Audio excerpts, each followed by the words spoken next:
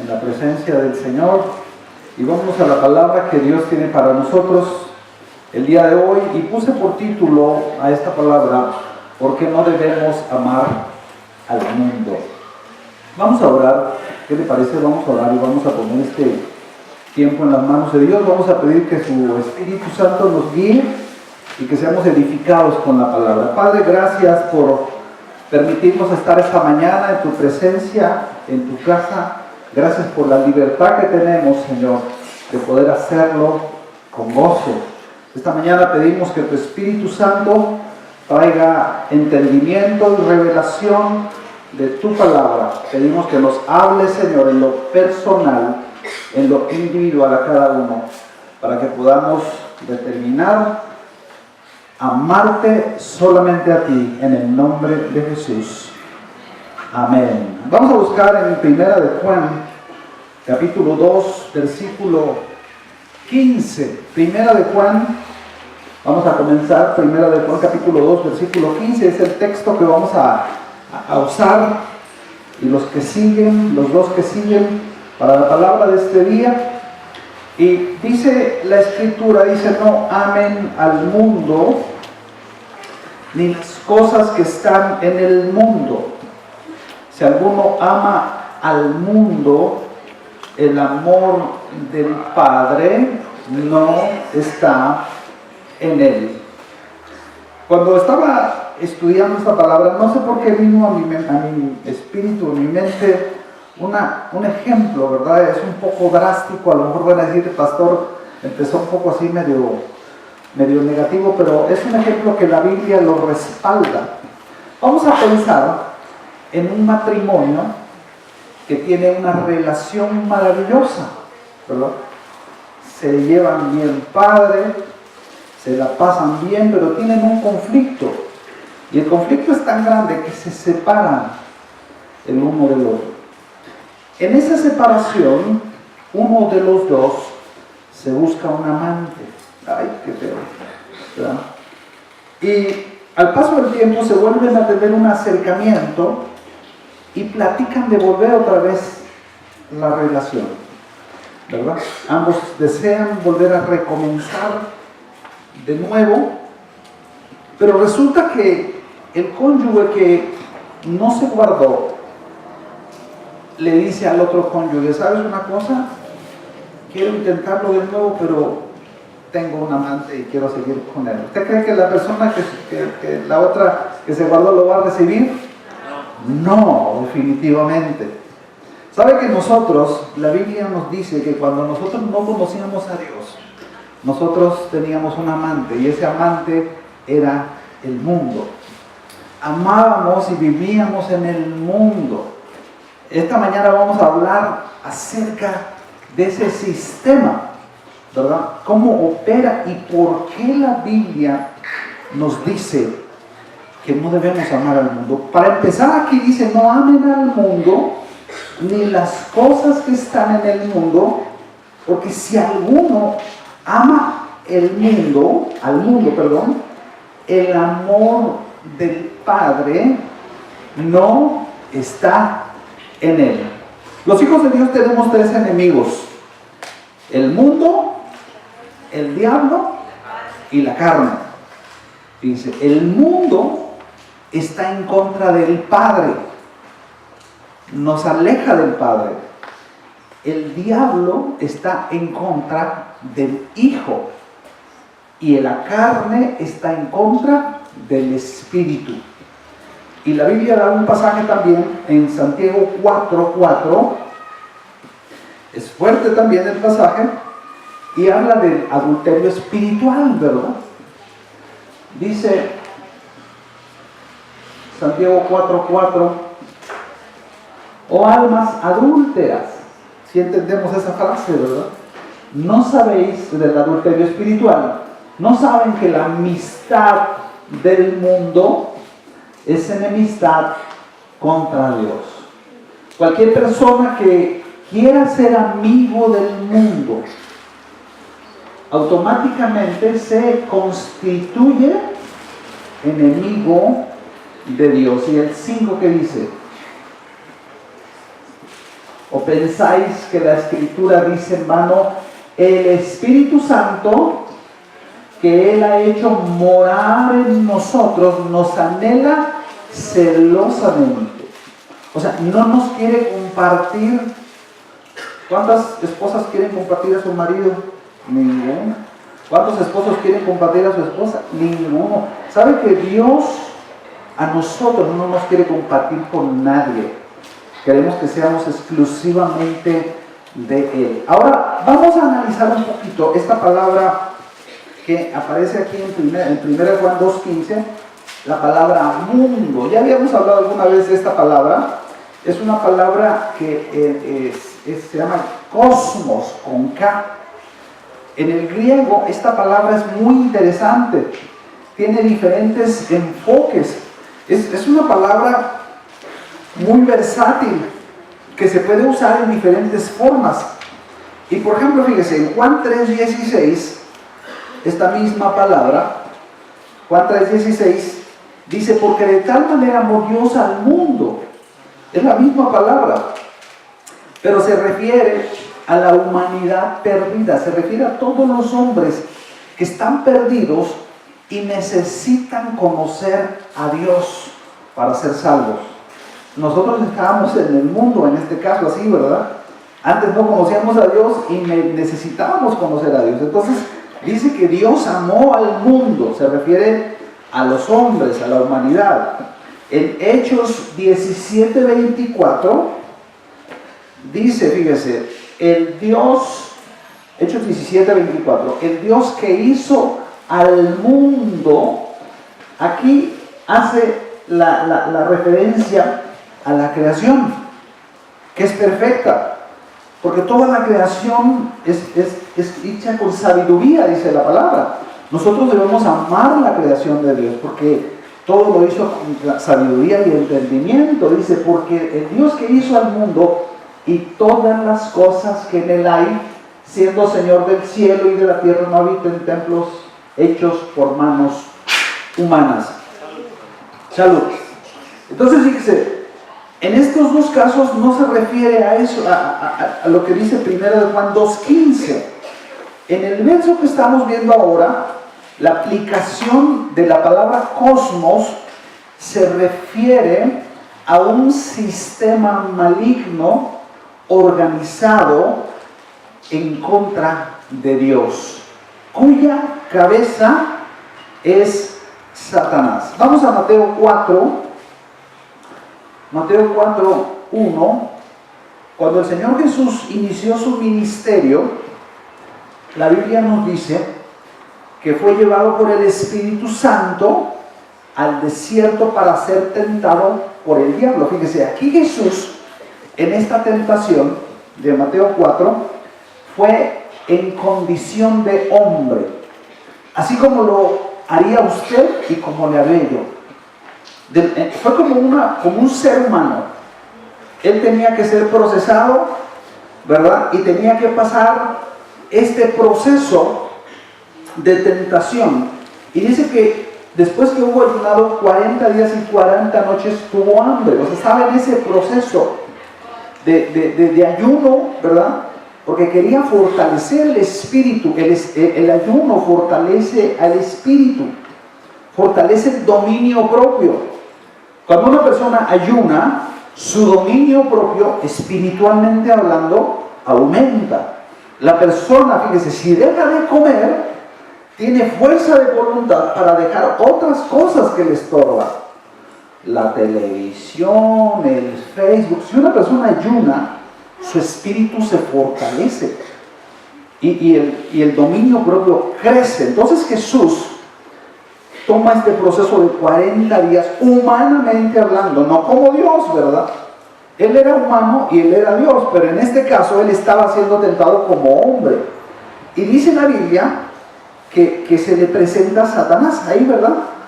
Y le hace 3 tentaciones. Usted lo puede leer ahí en el capítulo 4. Dice la palabra de Dios que se le acerca por primera vez. Dice versículo 3, y vino el tentador y le dijo, si eres hijo de Dios, di a estas piedras que se conviertan en pan. Estaba en proceso de ayuno. Y el diablo le dijo, mira, ¿por qué no haces que esas piedras se conviertan en pan y sacias tu hambre?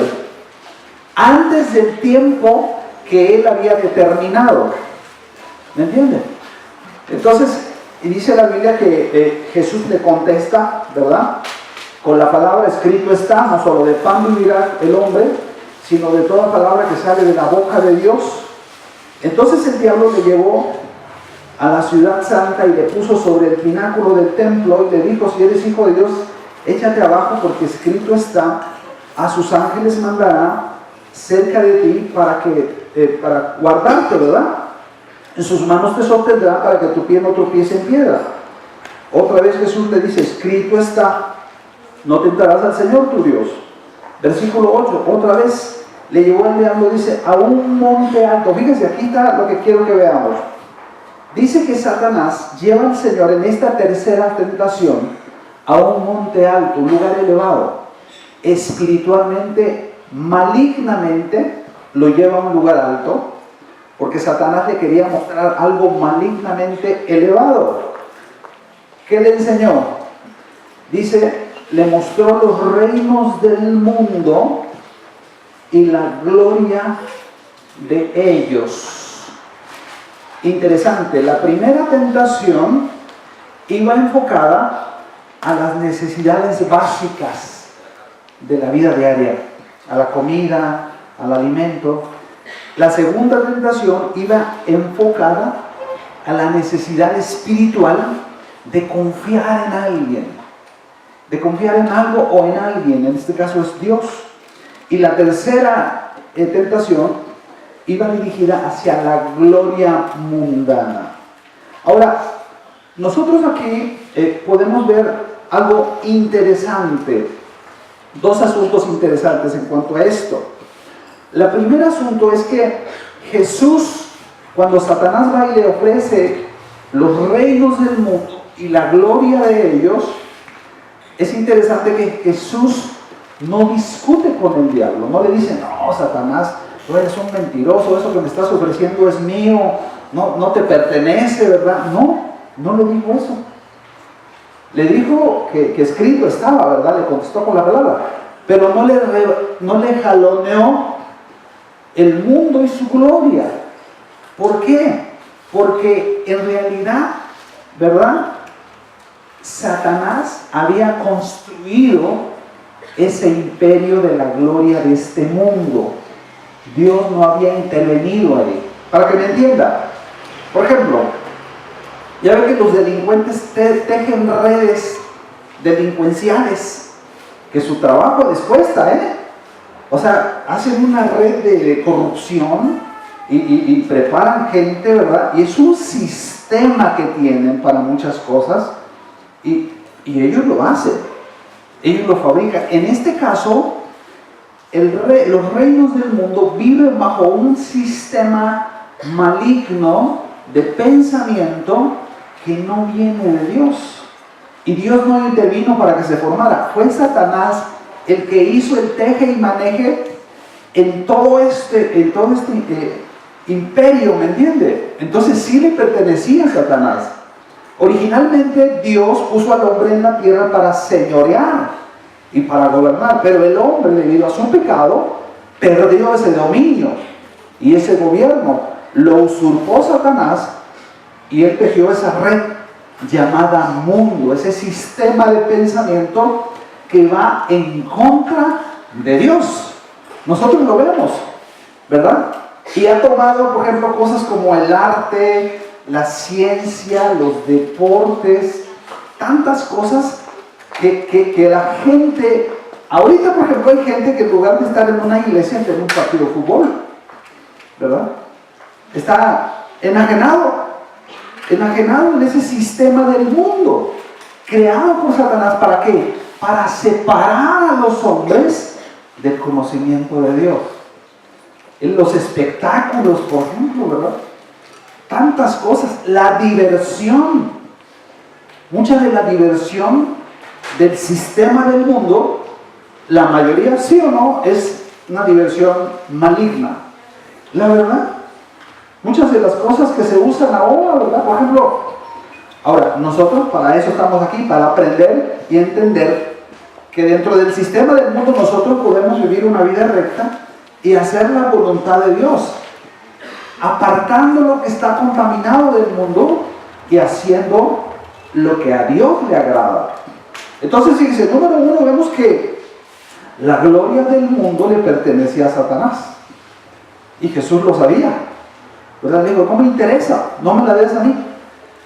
Pero muchos de los hombres sí la quieren, ¿verdad? Aunque la segunda cosa que nosotros vemos en este asunto de la tentación de Jesús es que, fíjese esto, miren, si Satanás se presentara en forma directa, pues todo el mundo correría, ¿no? Si viniera el diablo así se presentara, yo soy el diablo, ¿verdad? Y quiero que te fumes esta película, y quiero que te tomes esta botella, y quiero que hagas esto, ¿verdad? ¿Qué haría la gente? Pues correrían asustados. No, eso es el diablo, no, ¿verdad? Pero ¿sabe qué hace Satanás? Se esconde, va detrás de la máscara del mundo. El mundo es la máscara de Satanás para engañar a los hombres, para engañar a las personas y tenerlos cautivos. Es su aparato seductor y publicitario para desviar a los hombres del amor y el conocimiento de Dios y tenerlos enajenados y cautivos en su corazón para que no busquen a Dios ni le conozcan. Por ejemplo, vamos pensando en un comercial de cerveza o de alcohol, por ejemplo, ¿no? Usted ve un comercial de cerveza o que por cierto tienen muchísimo dinero y tienen unos publicistas buenísimos. ¿Qué ve usted en un comercial, por ejemplo, de alcohol? Muchachas bien guapas, ¿verdad? Jóvenes bien galanes. ¿Cómo están? En un ambiente padrísimo, ¿sí o no? Se la pasan bien chido. O sea, la gente ve el comercial y dice, wow, yo quiero eso, me la quiero pasar así de bien, ¿verdad? Pero esa es la pantalla solamente. Nunca le van a pasar en la pantalla un carro todo chocado, con todos los jóvenes que estaban ahí drogados y borrachos que se murieron por el accidente. Nunca le van a pasar a usted a una persona que se está muriendo de cirrosis. Nunca le van a pasar a usted a un padre que llega borracho a su casa y abusa de sus hijas, o golpea a su esposa, o una familia que esté en pobreza por el alcoholismo de sus padres. Eso no se lo van a pasar. Le van a pasar el glamour, ¿verdad? Ese es el aparato publicitario del mundo. Esa es la parte que el diablo presenta como un escaparate para que el hombre diga, oh, qué padre, ¿verdad? Yo voy a ir ahí, yo quiero eso. Entonces, fíjese, nosotros tenemos que entender, Jesús dijo, el ladrón, en Juan 10:10, no viene sino a robar, matar y destruir. Ahora, yo había notado aquí que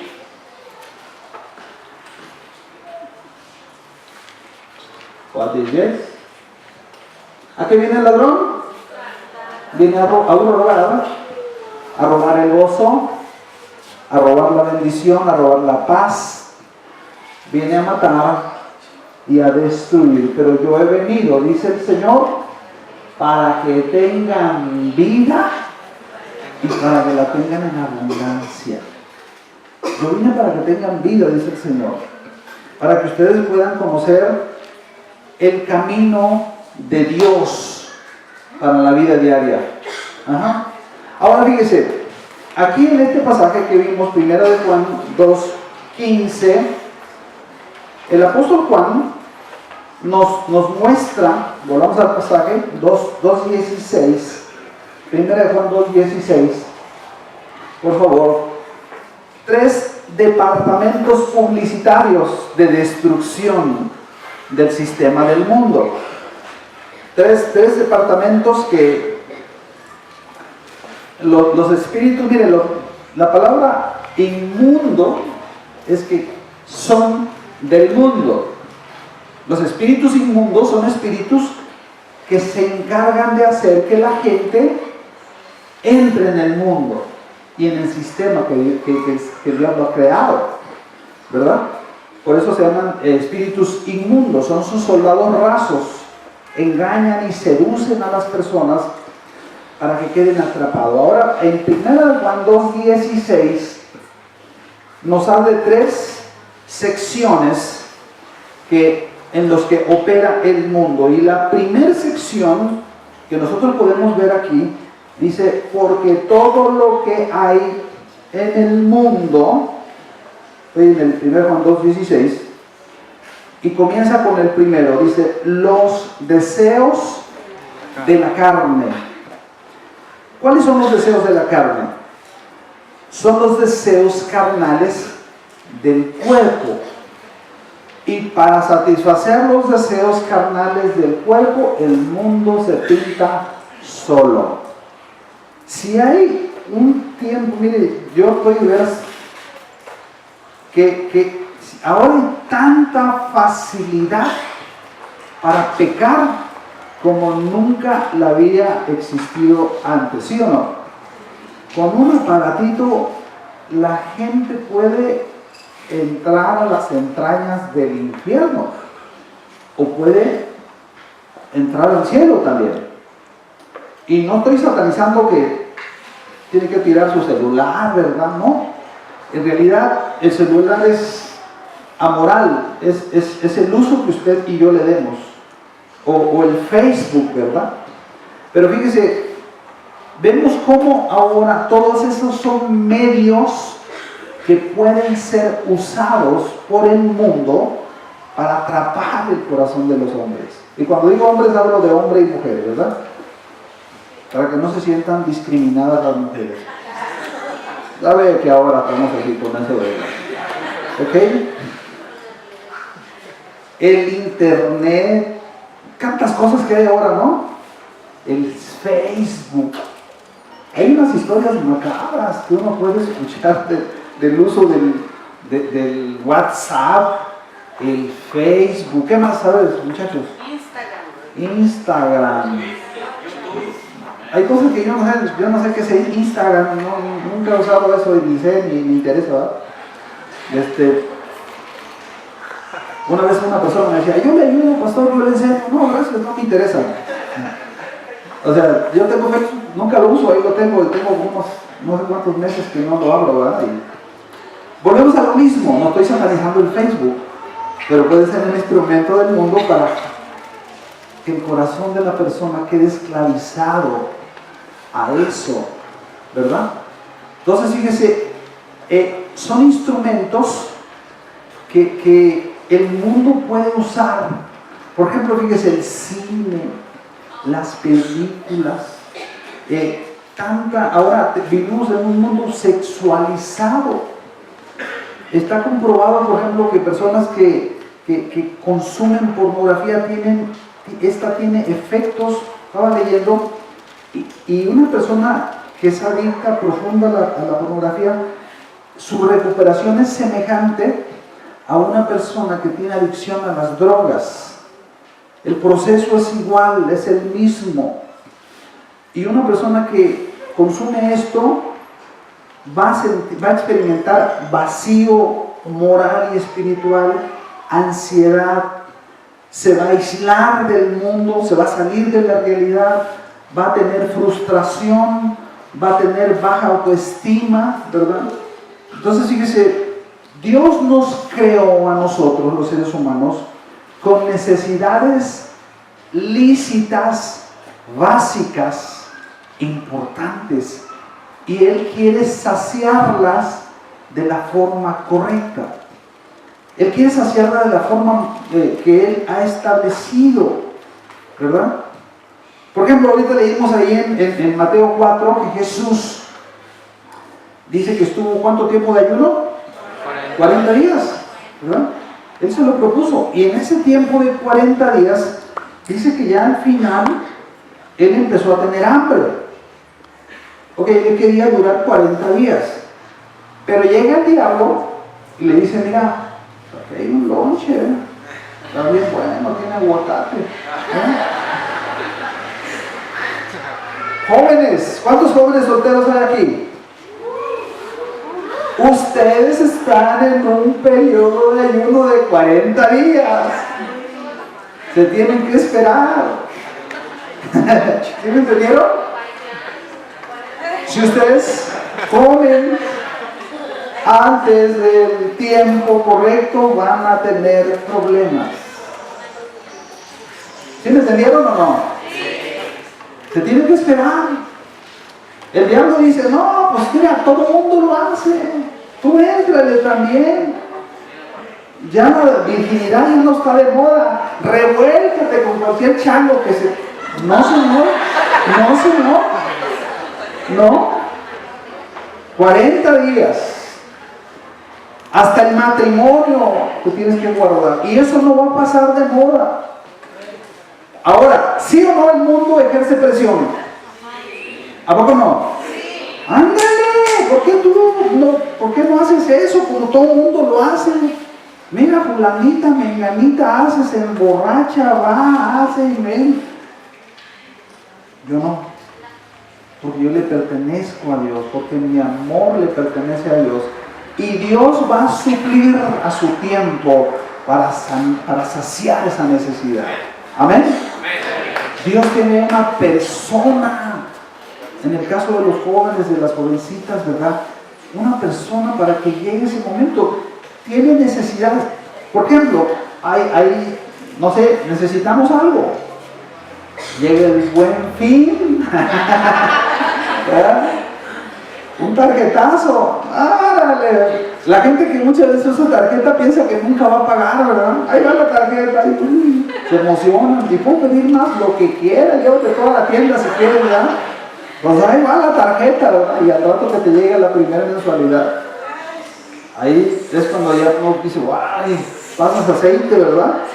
Entonces, nosotros tenemos que darnos cuenta. Por ejemplo, fíjese, podemos ver, hace tiempo ya meditamos en el ejemplo de dos hombres. Uno vivió conforme al mundo y uno conforme a Dios. El ejemplo de Lot, por ejemplo. Segunda de Pedro, hay un ladito, segunda de Pedro, donde estamos ahorita, 2:7.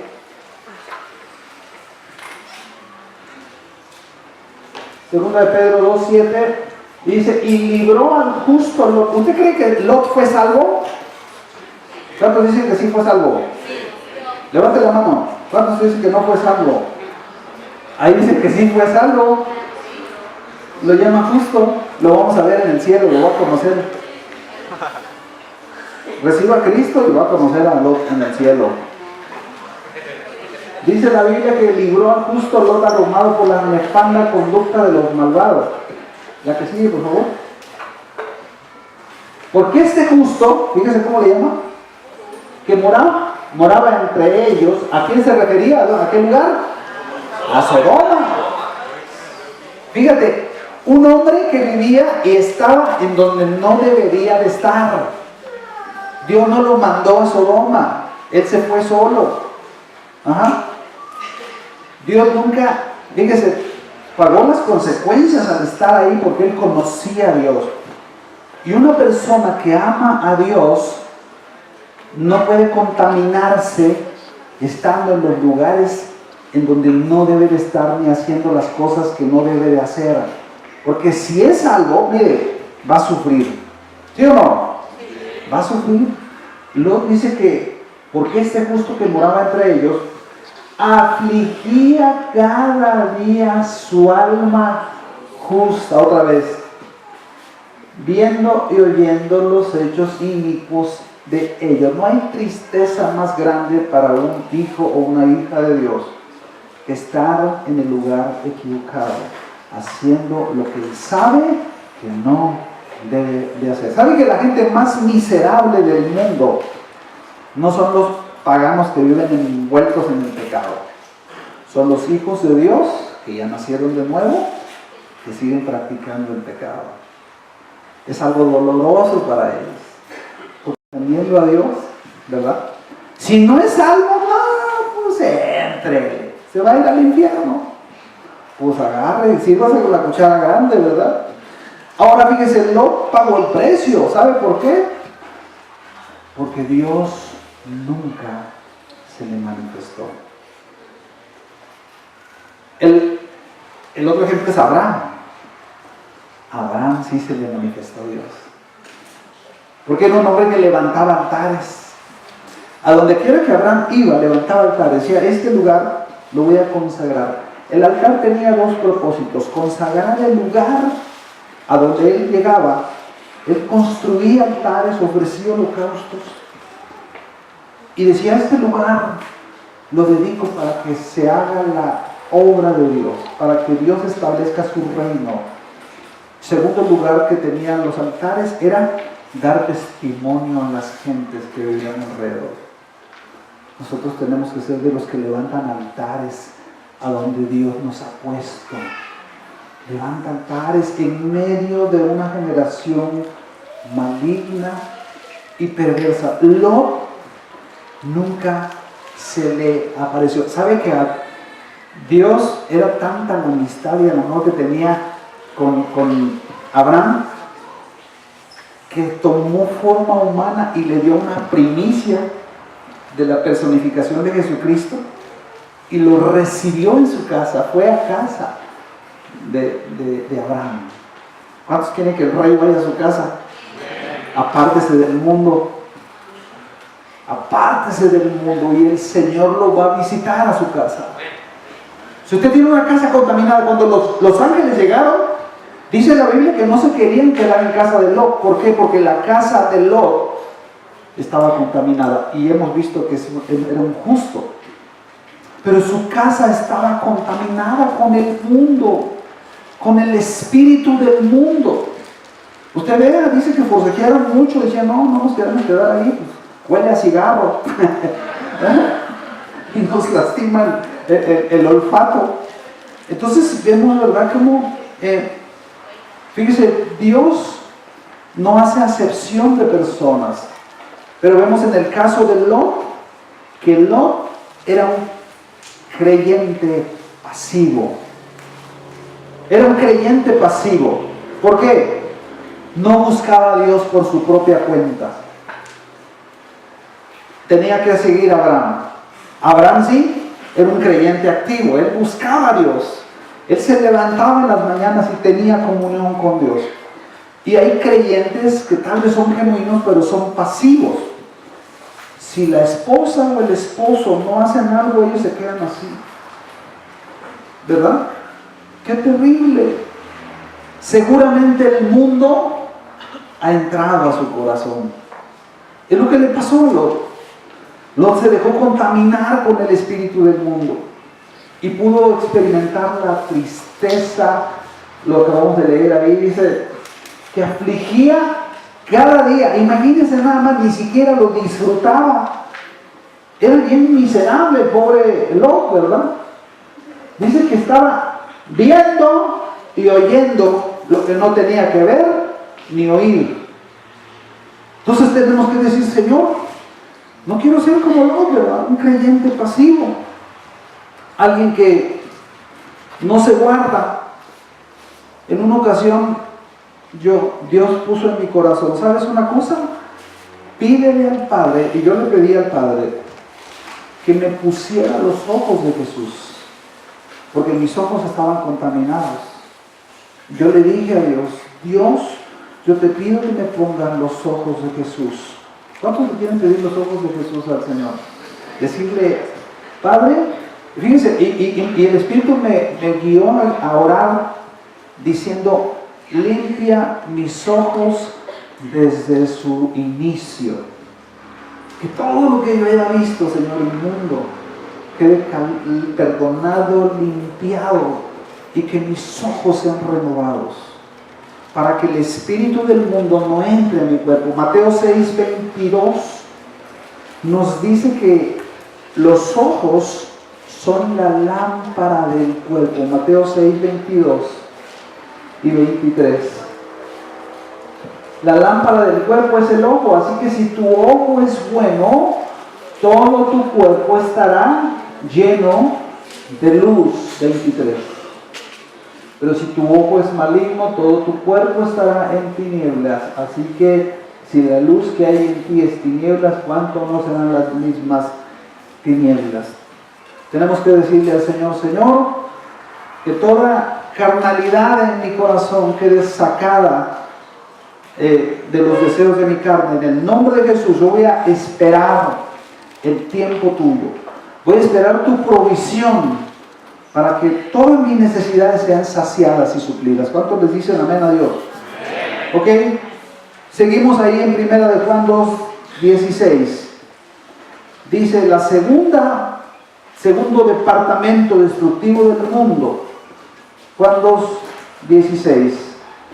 Porque todo lo que hay en el mundo, los deseos de la carne, dice, y los deseos de los ojos.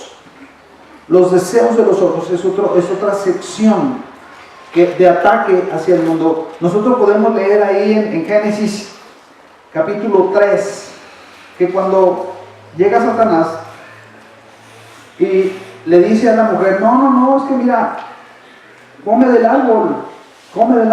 Versículo 3:6, Génesis 3:6. Y vio la mujer que el árbol era bueno. Los ojos. Vio la mujer que el árbol era bueno para comer y que era agradable a los ojos y algo codiciable para alcanzar la sabiduría. Y cayó, y tomó de su fruto y comió. Y dio también a su marido, ¿verdad? Fíjese, los deseos de los ojos es ese deseo del alma a través de los ojos de gritar: lo quiero, lo necesito, eso que me está ofreciendo el mundo, ¿verdad? Mateo 6:21 dice que donde está nuestro tesoro, ahí va a estar nuestro corazón. Déjenme leer una pregunta: ¿para qué vive la gente del mundo, la gente que no conoce a Dios? Para hacer dinero, ¿verdad? Para trabajar, para tener y tener, ¿verdad? El mundo nos vende la idea, fíjese, que si tenemos ciertas cosas, vamos a ser más felices. Si tú tienes ese carro, esa casa o esa moto, no sé qué tantas cosas, y no estoy diciendo que sea malo eso, ¿verdad? Pero una casa, un carro, una moto, o lo que sea, puede ser suplida por Dios, por los medios de Dios. Dios no nos va a dar cualquier cosa. O puede ser, por otro lado, a través de los medios del mundo, ¿verdad? Entonces decimos: no, es que quiero eso y necesito tener eso. Entonces, ¿qué hacemos? Empezamos a trabajar como locos, ¿verdad? Desesperadamente. La gente del mundo así vive para tener cosas, porque piensan que las cosas lo van a hacer más feliz. Pero podemos hacer eso y nos damos cuenta que en el camino, tal vez llegamos a tenerlo, eso que deseamos en nuestro corazón, pero en el camino y en el proceso sacrificamos, número uno, nuestra comunión con Dios. Ya no tenemos el mismo tiempo que teníamos con Dios. Le pedimos a Dios un trabajo y Dios nos da el trabajo, y ya que nos da el trabajo nos olvidamos de Dios y vivimos solamente para trabajar. Ya no tenemos tiempo, estamos demasiado ocupados, ¿verdad? Estamos enajenados. La gente del mundo vive con ansiedad. Y sabe que la ansiedad no existe en el reino de Dios. Dios es nuestro proveedor. Cuando nos damos cuenta, ¿verdad?, que hemos sacrificado el tiempo con nuestra familia. Pasamos tanto tiempo trabajando y matándonos, ¿verdad?, que ya no convivimos con nuestra familia. Y si convivimos, lo hacemos de una forma muy superficial, ¿verdad? Y perdemos tanto tiempo que es valioso. El tiempo es un recurso no renovable, que se da y ya no va a volver. El día de hoy Tú tienes una oportunidad de estar con tu esposa, con tus hijos, de disfrutar con ellos. Porque el día de hoy se va a ir y ya no va a regresar nunca. Entonces, fíjense, cada instante que Dios nos da, debemos aprovecharlo sabiamente, dice la palabra, aprovechando bien el tiempo, porque los días son malos. Hay veces desaprovechamos nuestro descanso, ¿verdad? Por estar frustrados, trabaja. Primero Timoteo 6, vean, este pasaje está muy hermoso. Es un pasaje muy tremendo. No, perdón, ese no está hermoso, está fuerte. El otro es el que está hermoso. Primero Timoteo 6, 9 y 10. Porque los que quieren enriquecerse, ¿qué les pasa? Caen en tentación y lazo. Ese lazo se refiere a la esclavitud del mundo. Hagan así como un animalito que el diablo lo tiene atado, amarrado, ¿verdad? Y lo hace así, lo mueve, y lo lleva por donde quiere. Dice, caen en tentación y lazo y en muchas codicias necias y dañosas que hunden a los hombres en destrucción y perdición. Miren, conozco un hombre que trabajó muy fuerte, tenía una familia muy bonita, trabajó bien fuerte porque quería tener una casota y la consiguió. Era una casota muy bonita, pero vive solo con su perro. Sale a la mañana a correr con el perro. Y no está la esposa y los hijos ahí con él. ¿De qué nos sirve eso? El que sigue. Porque raíz de todos los males, ¿qué? Es el amor al dinero, el cual codiciando algunos se extraviaron de la fe y fueron traspasados de muchos dolores. Ahora, regrésate por favor al 6. Este sí es tan hermoso. Vea este pasaje. 6. Dice la palabra de Dios, pero gran ganancia es la piedad. ¿Cuál es la piedad? No es un lugar de mucho realmente. La piedad es la vida santa de Dios. La vida de todos los días. La vida cristiana normal. Gran ganancia es la vida cristiana normal, acompañada de ¿qué? Contentamiento. De contentamiento. Me impresionó el testimonio de un hombre que estuvo de náufrago, lo he platicado, que un hombre tenía muy buena posición económica y él estuvo como 100 días en alta mar. Y lo entrevistaron y le dijeron que había aprendido de eso. Me di cuenta de dos cosas. Número uno, que solo necesito a Dios para vivir y un poco de comida. No necesito nada más. A veces estamos tan afanados. Fíjense, dice ahí, gran ganancia es la piedad acompañada de contentamiento. 7.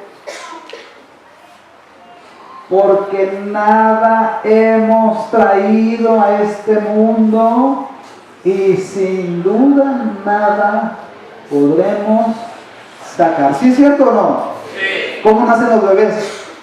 Encueraditos, ¿no? ¿Qué traen? Un lingote de oro ahí abajo. No traen nada los ingratos, traen hambre y hay que comprarles leche. ¿Verdad?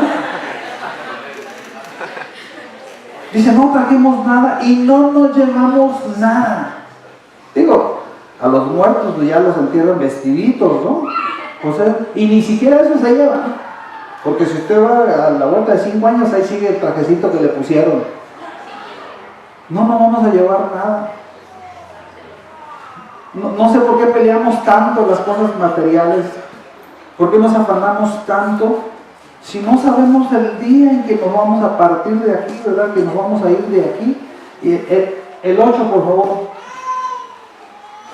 Así que, teniendo sustento y abrigo, estemos contentos con esto. Y no confundamos el contentamiento con el conformismo. Dios no quiere que seamos conformistas. O sea, no quiere que seamos mediocres. Quiere que seamos apasionados en todo lo que hacemos. Pero disfrutando lo que Dios nos da día a día. Salmo 127, 1 y 2 nos dice, ¿verdad?, que si Jehová no edifica la casa, si no es Dios el que nos está ayudando a construir lo que estamos haciendo, dice, es en vano estamos trabajando, edificando la casa. Si el Señor no guarda la ciudad, en vano vela la guardia. 2. Porque por demás es que se levanten de madrugada y se acuesten bien tarde, porque están trabajando.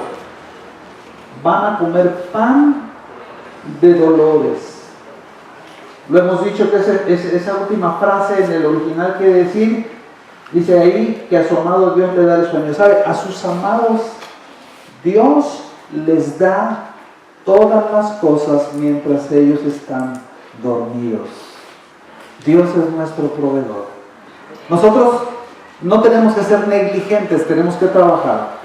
Dios es un Dios productivo. Dios quiere que nos esforcemos, que los maridos, las esposas, los que tienen que trabajar, se esfuercen en su trabajo, pero que nunca le quiten el lugar a Dios que debe de tener en nuestro corazón. Nosotros tenemos que decirle a Dios, gracias Señor, porque tú eres nuestro proveedor. Nosotros no vamos a ir como lo hace el mundo, tras el dinero, ¿verdad?, tras las cosas que el mundo corre, porque lo tenemos a Él. Amén. Ok, tercer departamento destructivo del mundo. Primera de Juan 2:16. Y es la vanagloria de la vida. Primera de Juan 2:16. Y ya dice, y la vanagloria de la vida es el deseo mundano de tener reconocimiento y estar por arriba de los demás. Esta palabra vanagloria es una palabra compuesta. La primera parte, vana, significa vacío o sin sentido. Y la segunda parte, gloria, significa fama, honor o esplendor. Y aquí se usa, se aplica como a un reconocimiento autoadjudicado. Es una persona que se exalta a sí mismo, ¿verdad? Que solita se da cuerda, ¿verdad? Y la Biblia dice en Isaías 14:13 que esto comenzó en el cielo, hace no sé cuánto tiempo, ¿verdad? Isaías 14:13 dice que un querubín deseó estar en el lugar de Dios. Dice, tú que decías en tu corazón, subiré al cielo, en lo alto, junto a las estrellas de Dios, levantaré mi trono, y en el monte del testimonio me sentaré a los lados del norte. 14. Sobre las alturas de las nubes subiré, y seré semejante al Altísimo. Este virus de maldad, esta semilla de orgullo y rebelión, nosotros lo vemos en Génesis 3, se introdujo a la humanidad. Y la vanagloria es algo que opera en el corazón humano permanentemente. Nosotros tenemos que darnos cuenta, ¿verdad? Porque la vanagloria puede ser muy sutil. Por ejemplo, ¿usted cree que para meditar la palabra podemos usar la vanagloria? ¿Sí? Fíjese, es tan sutil que podemos estar meditando, número uno, con el propósito de conocer a Dios. Anhelamos conocer a Dios, conocemos, que nos revele su palabra para tener un entendimiento, como dice Jeremías, un conocimiento de Él. ¿Ok?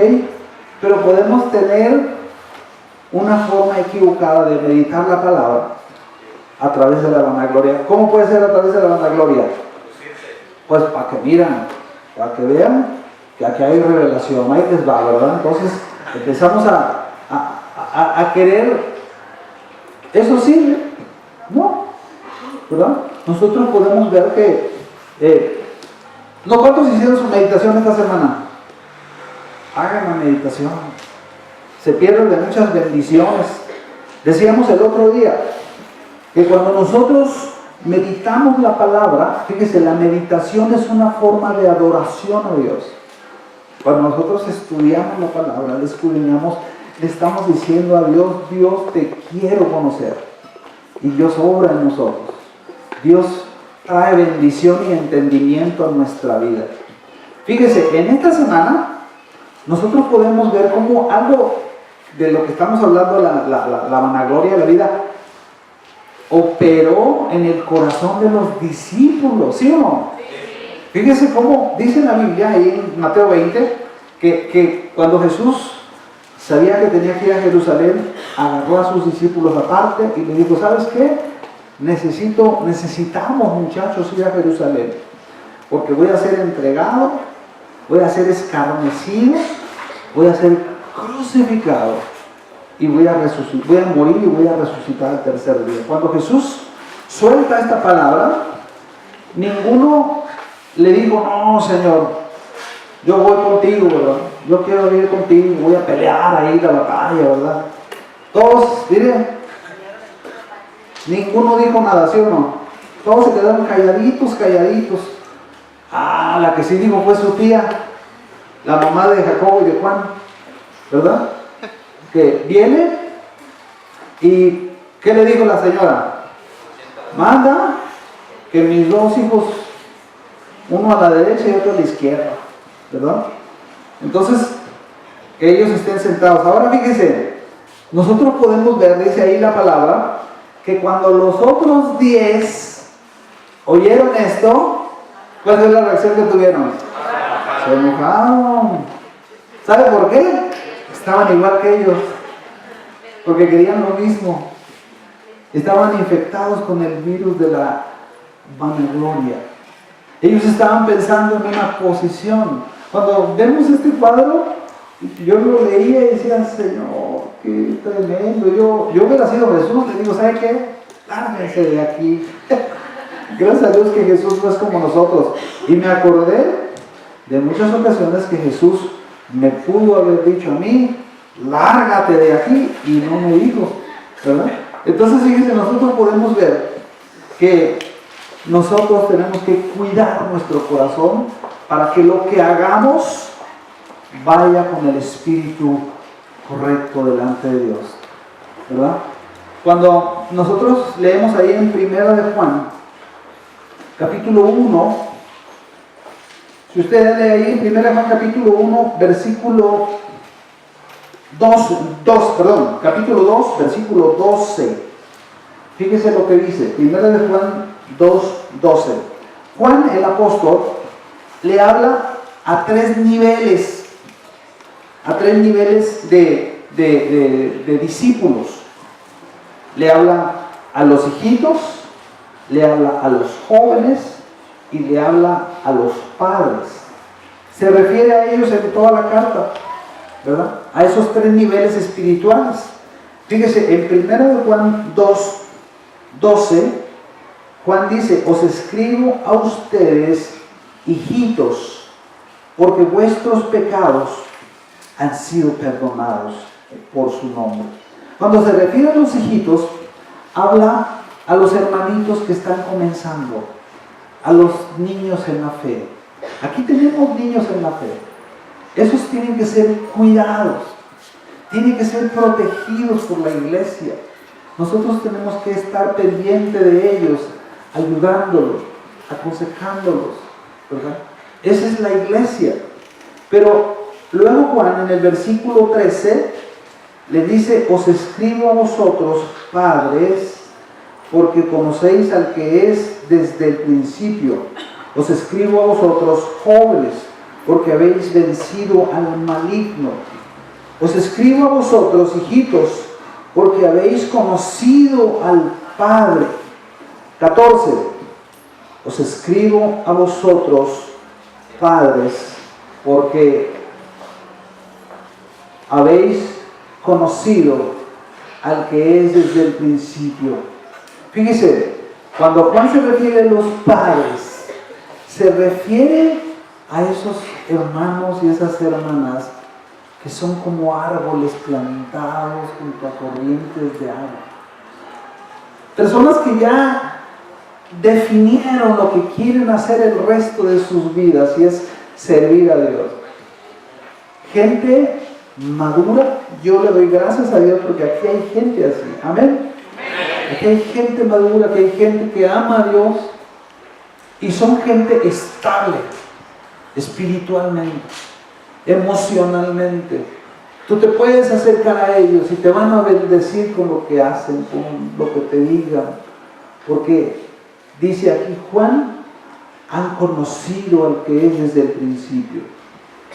Pero luego Juan vuelve otra vez a hablar a los jóvenes y dice: os escribo a ustedes jóvenes porque son fuertes y la palabra de Dios permanece en ustedes y porque habéis vencido al maligno. Cuando le habla a los jóvenes, le habla a la fuerza. Fíjense, a los padres le habla la experiencia, la sabiduría, el entendimiento. Pero cuando se refiere a los jóvenes, se refiere a esa fuerza para la batalla que hay en la iglesia. Son los guerreros del reino.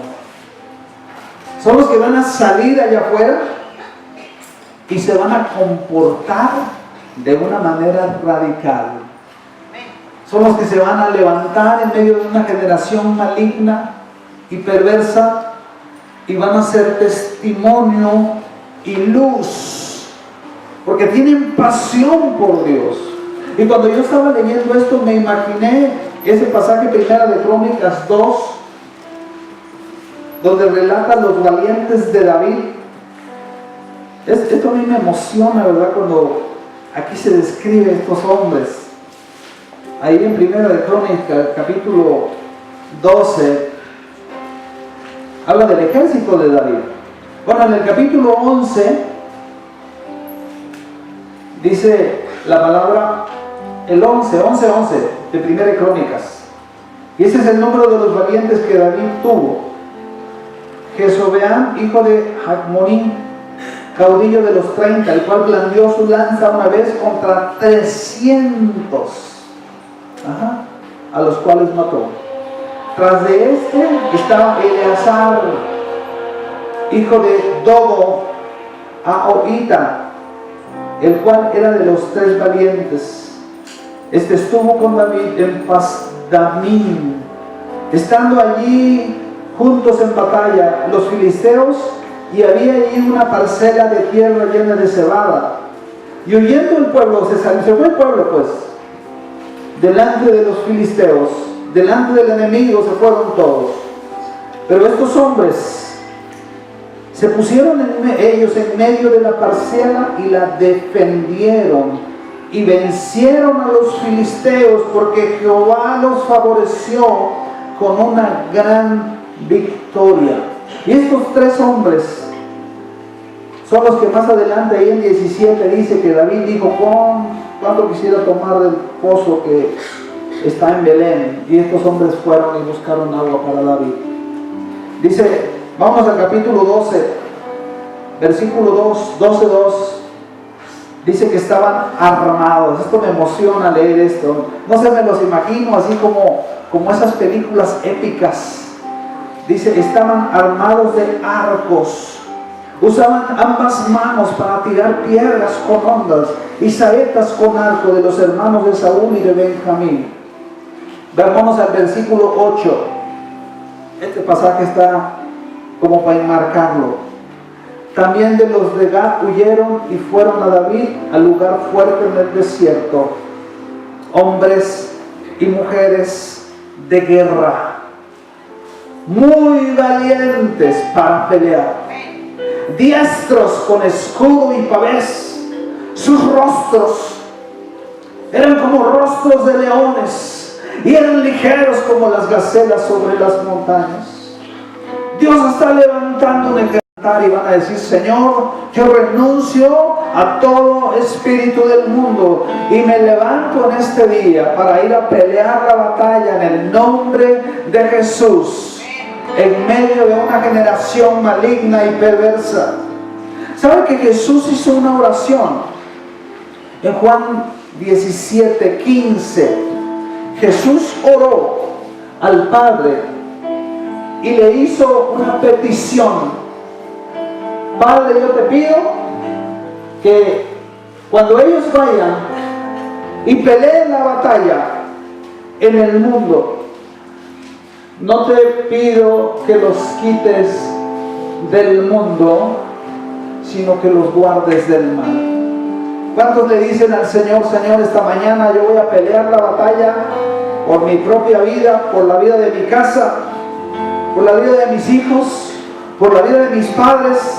Yo me levanto en esta mañana y yo renuncio a todo espíritu mundanal, y yo te digo, Señor, que mi corazón va a ser exclusivo para ti.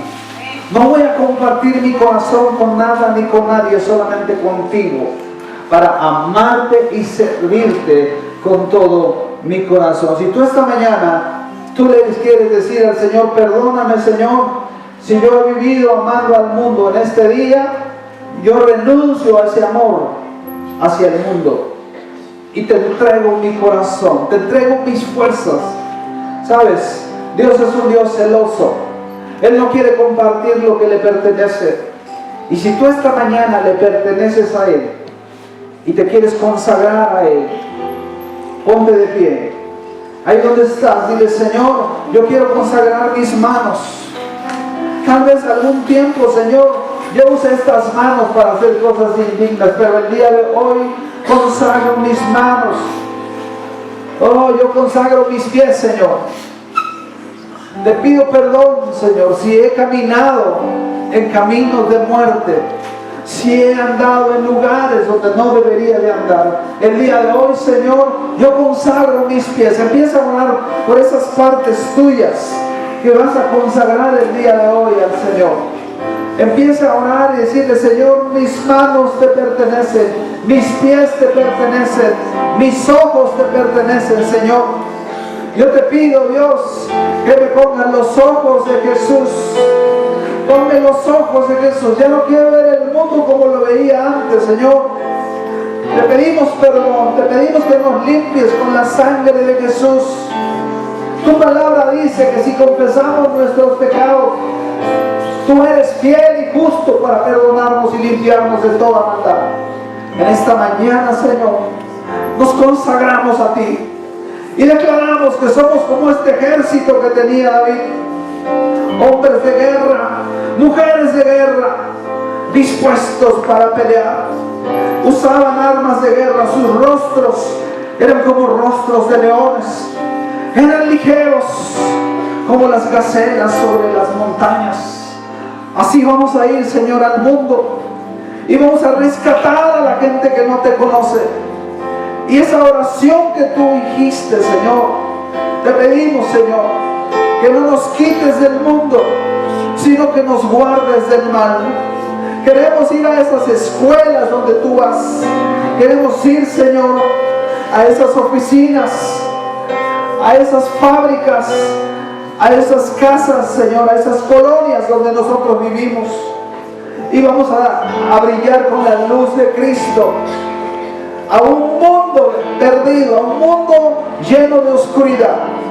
Y gracias, Señor, porque estás levantando este ejército poderoso que va a aplastar al mundo, porque así lo dice tu palabra. Gracias, Señor. Si tú estás aquí esta mañana y nunca te has arrepentido de tus pecados y nunca le has abierto tu corazón a Jesucristo, y el día de hoy quieres confiar en Él como tu Señor y Salvador, ahí donde estás, levanta tu mano y dile: Señor Jesús, yo me alisto al ejército que tú estás levantando. En esta mañana, Señor, yo me arrepiento de mis pecados y te pido perdón por haber vivido amando al mundo. En este día yo echo fuera de mí todo espíritu mundano, todo amor hacia el mundo, y te ofrezco mi amor con todo mi corazón. Yo te recibo como Señor, Salvador y Rey de mi vida, Señor. De hoy en adelante yo quiero vivir para tu reino. Quiero vivir para amarte y servirte con todo lo que soy y tengo. Y gracias porque esta mañana, Señor, tu palabra me ha transformado y me ha bendecido. En el nombre poderoso de Jesús. Amén y amén. Que Dios le bendiga.